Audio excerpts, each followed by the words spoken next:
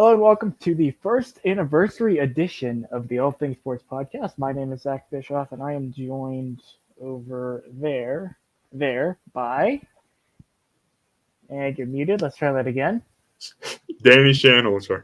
All right, thank you, Danny. And as we said, this is our first on this day.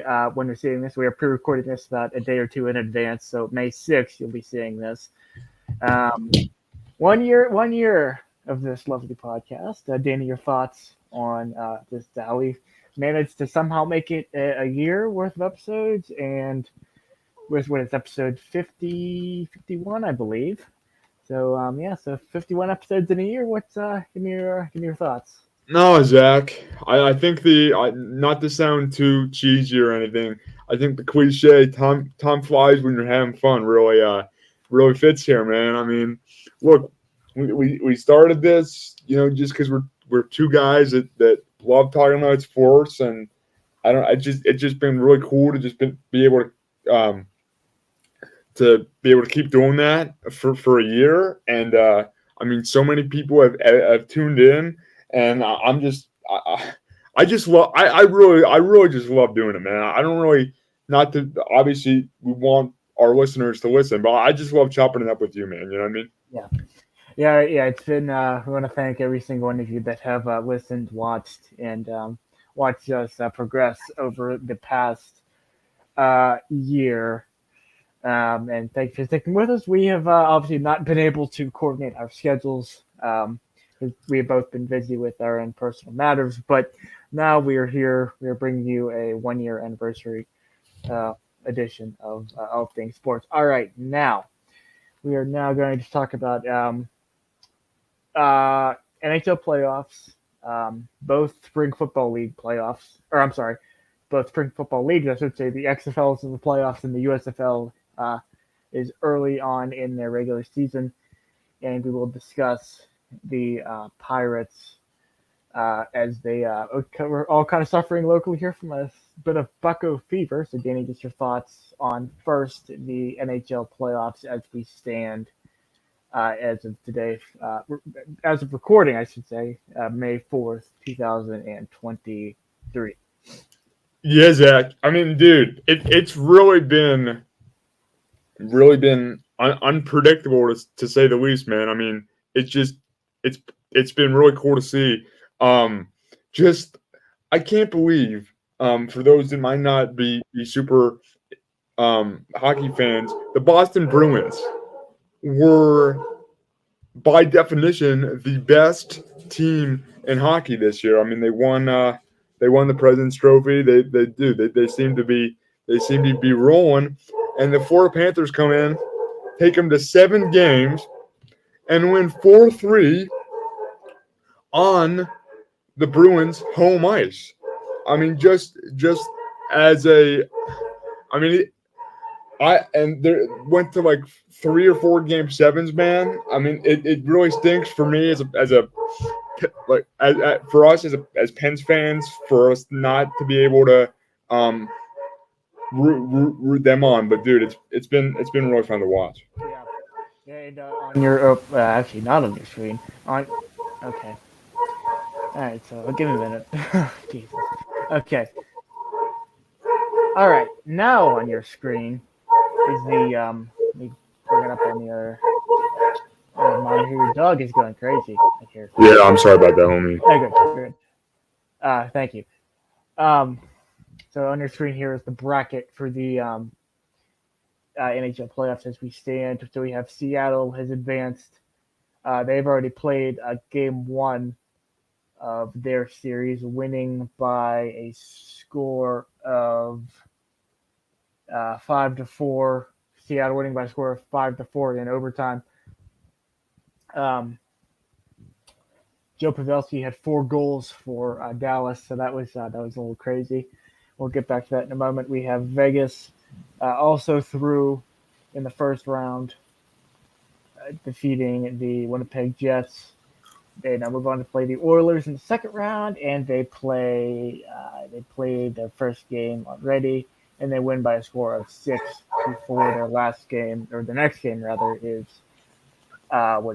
This is airing on the 6th. That would be today, May 6th. That's when you're seeing this episode air.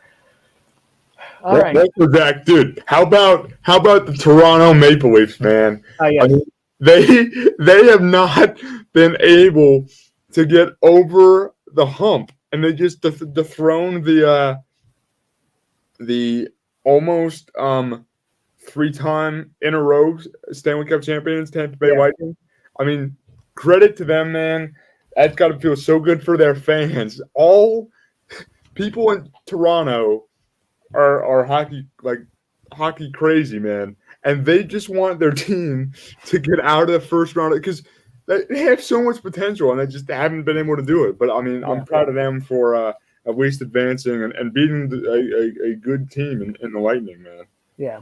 As Danny mentioned, the Maple Leafs have moved on, got out of the first round for the first time in I don't know how long. A long time. Yes. I know that.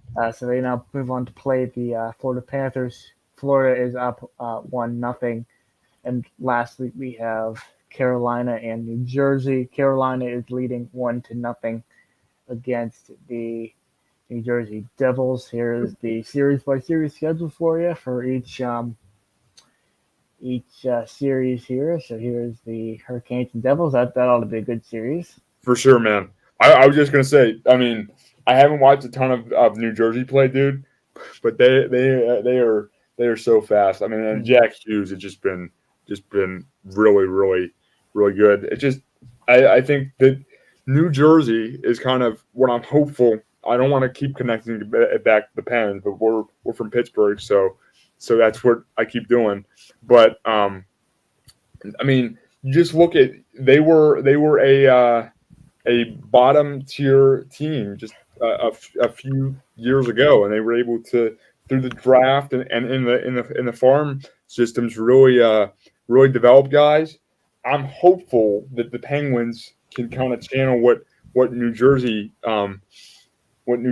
has done and just really I mean focus on young talent because I mean just thinking about it as a Penguins fan perspective, you know. Being the oldest team in hockey, you just see teams like this having that success, Zach, and you know you think of what could be. I don't know. Mm-hmm. All right, so give me your sleeper team for each side for each conference, and then I want you to give me your Stanley Cup final prediction, the series, not the champion. Yeah, Zach. I mean, I don't know if I don't know, dude. I don't know if they're a sleeper team anymore, but I did not expect Florida to beat Boston. I don't think very many people outside of that Florida fan base thought that would happen, man. So they are I think you've awoken a sweeping giant, so to speak. A little play on words there. I don't really know if they're considered a sleeper team after what they did. But I'm looking at the series between them and the Maple Leafs. I mean, that'll be a great series because it's two teams that are just so hungry to. I mean, they probably felt underestimated. The Panthers probably felt underestimated playing Boston, and then Seattle going the distance against Colorado. Man, again, an expansion team that is finding playoff success, and I mean that I think. Seattle's my sleeper team in the Western Conference, man. I mean, I think that I thought Colorado was gonna. I did not think it was going to go to 7 games. I did not think the Kraken were going to advance, but here we are. But as far as a series goes, Zach, I mean, I do not. I think the New Jersey Carolina series is going to be a really good series. I think Carolina. I think they've been on the cusp here of these past couple of years of just being a really solid team. I think they're going to get there from the Eastern Conference, and I think, dude, Jake Ottinger and the Dallas Stars, Pavelski scoring 4 goals.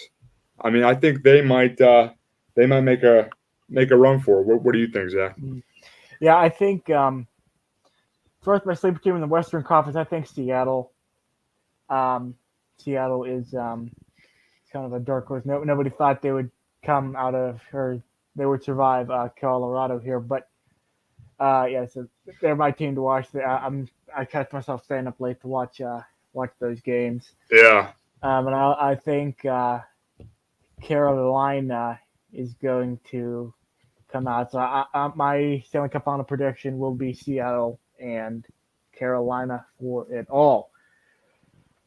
All right. No, so now any other thoughts on that before we move forward? No, man. I mean, again, it's just been what makes sports so cool is just the unpredictability of it all. And again, like, was it 3 or 4 game 7s that it went to, Zach? I believe it was 4. I want to Yeah, say I mean, four 3 or game 4. sevens. That's unbelievable, man. We're just getting started with the second round, and we already got all these, like we mentioned. I mean, Seattle. We already got all these teams that are just making a run, and I don't know. It's just gonna be really fun to watch. All right. Now we're going to talk about the XFL. There is one final game remaining in the XFL regular season. So when we last talked to you, I believe we were in week number 8 or number 9, but now we are getting set for the XFL championship game, which will be played between DC and Arlington. Now, yeah, here you have your both of the division championship games here. So we have DC winning over Seattle by a score of 37-21, and Arlington at 4-6 defeating Houston 26-11 at what is Texas, Houston Stadium, TEDCU Stadium or something like that. So now, yeah, so it'll be interesting game. I want to hear your thoughts on Arlington going into the championship game with a record of 5-6 with their South Division championship win. Just how do you think? What do you think that game's going to be like? Do you think it's going to be a blowout? Because I personally think it is going to be. Yeah, Zach, for sure, man. Again, the XFL, man. I mean, 8 teams, top 2. Arlington sneaks in to even get to a semifinal game, and credit to them. I mean, that was convincing over Houston, man. And Zach, I think that DC will win just because of their, I guess, resume. But I think it's going to be closer than a lot of people think because you don't have to be an XFL expert, and I don't think anybody really is, considering there's still so much that we're waiting to see. Like this being its first full season here. But I mean, I think that Arlington, they probably think that they're probably really hungry to come away with the win. I mean, they beat Houston 26-11. And that's a good Houston team. So I think DC they've always been kind of, I feel like, kind of a dark horse, and everybody's kind of been chalking them up to get here. Nobody thought at 5-6 the Arlington would be there, man. So I think it'll be closer than a lot of people think. It's always interesting because Wade Phillips, coach of the Houston Roughnecks, has not lost. He went. He's had a lot of success in XFL 2020, the COVID shortened XFL 2020 season. I believe he went 4 or 5-0, and then he started, I believe, 5-0 this year. It'll just be interesting to watch that championship game with DC. Or that championship game we played in San Antonio at the Alamo Dome. Oh, there we go.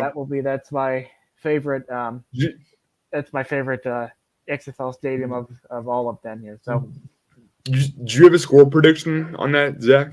Not right now. Given the high amounts of scoring in the XFL, I'm not prepared to give a score prediction. Fair enough. At this point, yes. All right. Next, lastly, did we talk Pirates yet? Not No. yet, man. Okay, we will save that for last. All right. We're going to talk about as I pull it up here, the USFL as we proceed through the show here as the USFL.com. And we'll go over to, let's do standings first. All right, so we have in the North Division, we have New Jersey at top here. There's actually a two-way tie for the top with New Jersey and Michigan, both at 2-1. And then we have the Maulers, who have won a football game early in the season. They are 1-2, defeating Philadelphia by a score of, I don't remember what the score was. And then down here we have the New Orleans Breakers, Birmingham Stallions, Houston Gamblers, and the new team, Memphis Showboats. Danny, first of all, your thoughts. Now, earlier on in this history of this podcast, we talked about the CFL a lot more than we do it now. McLeod Bethel Thompson, he played for the, what was it? Let me see what you said over here in the chat. I'm going to veto that. We will talk about that another time. Yeah. So, Clyde Bethel Thompson, he played for, I believe, was the Toronto Argonauts of the Canadian Football League. Now, with him coming over to the American game, there's a lot of differences between the Canadian game and the American game. Just any your thoughts on what it can take and how long it can take a quarterback to adjust from the Canadian rules over to the American rules. Yeah, Zach. I mean, like we talked about, prior knowledge, or not in prior knowledge, in prior episodes, maybe our listeners can draw on prior knowledge and have their own thoughts. But yeah, the CFL. I mean, as we talked about ad nauseum, it's much more of it's a very pass heavy league, and the NFL is becoming more pass heavy. You know, quarterbacks have got to be able to throw the ball. Like even in the NFL, Lamar Jackson just signed a big contract, but for years everybody's been saying he's more of a running back than an actual quarterback. So you do have to be able to pass the ball in any level, but in the USFL, as we're talking about now, seems to be much more balanced. You know, it's not like those games that are 50-40, like some of the CFL games could get up to. And you know, I think football is football, and I think people start playing the same game.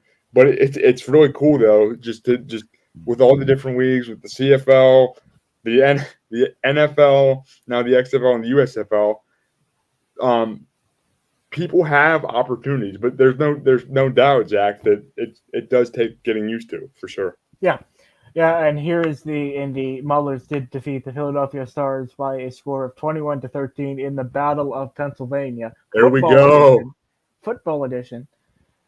And now we will go on to week number 4. We have Houston and Philadelphia playing at 1 p.m. And then we have Memphis and Michigan. And then we have New Orleans and New Jersey. And oh no, we have Birmingham and Pittsburgh Mullers. Zach, how bad do you think the Mullers are going to lose that game? I don't think it's going to be great. Just drawing again from last year, we went 1-9, but this year, you know, we're 1-2. We beat Philly. And they played in the division, so right. No, exactly, Zach. And trying to be an optimistic Mullers fan, you know, you gotta, if you want to be the best, which obviously Mullers fans and Mullers players want the Mullers to be the best. You got to beat the best, right? So right. The challenge hopefully can, but yeah, I think that Birmingham will win fairly convincingly. Yes, sir. All right. That I think he's going to do it. Oh wait, no, that will not do it for this episode. One last thing. We're going to talk about the Pirates. Wait, I thought we did talk. Anyway, we're gonna do it again. So the Pirates, as we may have said earlier, we are suffering a case of bucko fever in this town. The Pirates are currently 20-11, maybe 20-12, depending on if that game has ended. Let me see here if it has ended or not. It has. So the Pirates are now 20-12 on the season. They have lost 3 games to the Tampa Bay Rays. It was serious between the 2 best teams in baseball. The Pirates right now for best team in the National League, and the Rays the best team in the American League. But I think you need to take at least one of those games. I mean, you're playing. That's one of the best starts that I've seen in the in my lifetime, just under 20 years here. So it'll be interesting to see how that season progresses. Danny, your thoughts on the Pirates? And yes. Yeah, Zach. Like you mentioned, man. I mean, obviously, it would have been great to take at least one against a really good Tampa Bay Rays team. I think if I'm not mistaken, they're 26-6 right now, which is unbelievable. I mean, that's crazy. That's a great start. But if you would have told me, even with the 3-game skid, that we're still 20-12, that we would start the year off like that, I would honestly said you're crazy.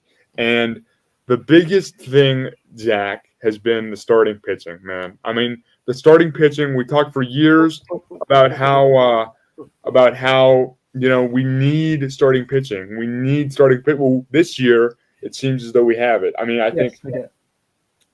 just the pitchers have been able to go 6 innings most times in their outings. Obviously, there's going to be bad days. There's going to be sweeps that we're on the losing end on. There's going to be losing streaks. It's all part of the 162 game season. But I'm so happy, Zach, that we got veterans like McCutchen. We got Brian Reynolds staying here for a while. I think 8 years, which that is a long time. So I'm really excited, Zach. I'm curious to your thoughts, man.